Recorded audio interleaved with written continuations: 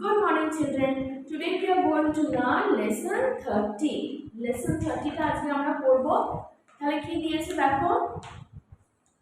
এখানে we will learn some birds যারা উড়তে পারে আবার যারা উড়তে পারে না। তাহলে those who can fly and few flightless birds. যেমন heron. Heron is a bird that can fly. Heron loves to eat fish. So they come to ponds to find fish. Clear? Now crow. Crow keeps our environment clean. আমরা যা খাবার ফেলে দিই crow সেগুলোকে খেয়ে এনভায়রনমেন্টটাকে পরিষ্কার রাখে। Clear? Crow can fly. Kiwi. Kiwi is a small bird. It is a national bird of New Zealand. Kiwi cannot fly. It is a flightless bird.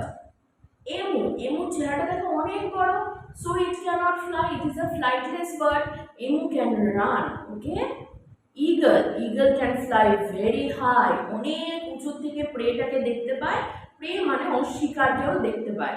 Rat বলো, মাউস বলো, ছোট ছোট বার্ডস বলো, অনেক উঁচু থেকে দেখতে পায়, দিয়ে এসে খাবার করে তুলে নেয়। ওর ক্লজ গুলো খুব ধার। ক্লজ মানে যেটা দিয়ে ওর পা, এই যে ওর পা যেটা দিয়ে ও পার্চ করে এখানে বসে আছে, এটাকে ক্লজ বলা হয়।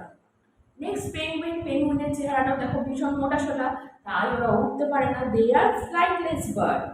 Ostrich is also flightless bird, উঠতে পারে না। Ostrich is a very fast runner, খুব জোরে দৌড়াতে পারে। পেঙ্গুইন লিভস ইন স্নো বা আইস জাতীয় ল্যান্ড যেখানে, সেখানে পেঙ্গুইন কিন্তু বাস করে। ক্লিয়ার? তাহলে এগুলো ভালো করে পড়বে, পড়ে নিয়ে হোমওয়ার্ক কমপ্লিট করবে। ক্লিয়ার? Thank you.